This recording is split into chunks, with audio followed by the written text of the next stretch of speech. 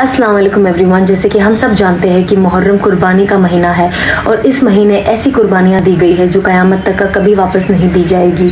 मुहर्रम में बहुत सारे नबियों पे अल्लाह की बहुत मदद भी उतरी है और इसीलिए इस महीने को अल्लाह का महीना कहा जाता है। तो मैं आपको कुछ इवेंट्स बताती हूँ जो मुहर्रम में हुए हैं।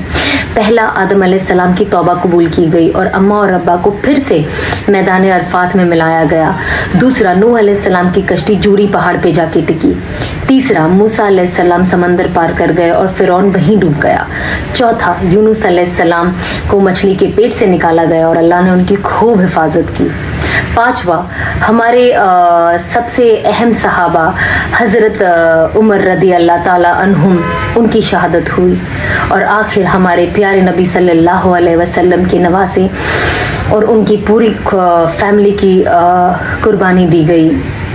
तो ये ऐसे इतने सारे इंसिडेंट्स और ऐसी सारी कुर्बानियाँ हैं जो हमें मरते दम तक का हमें याद रखना बहुत ज़्यादा ज़रूरी है। पर सबसे अहम बात क्या थी, हमारे प्यारे नबी सल्लल्लाहु अलैहि वसल्लम के नवासों को ऑलरेडी इस दुनिया में बता दिया गया था कि वो जन्नती है, लेकिन तो भी करबला के मैदान पे जंग के वक्त जानते हुए कि इतने सारे लोग हैं और जंग है, तो भी उन्होंने अपनी नमाज नहीं छोड़ी, क्योंकि वो उम्मत को यही पैगाम देना चाहते थे कि जो भी हो नमाज बिल्कुल नहीं छोड़ना। तो ये सबसे सबसे सबसे अहम बात है कि कुछ भी हो जाए, दीन और सच्चाई का रास्ता और जो नमाज है वो सबसे ऊपर है।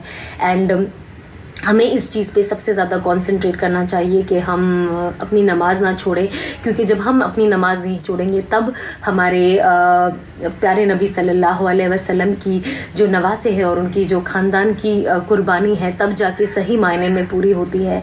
तो आई होप कि हम सब इन कुर्बानियों को अपने जहन में रखें और साथ ही साथ जो इससे एक मैसेज दिया गया है वो कभी ना भूलें।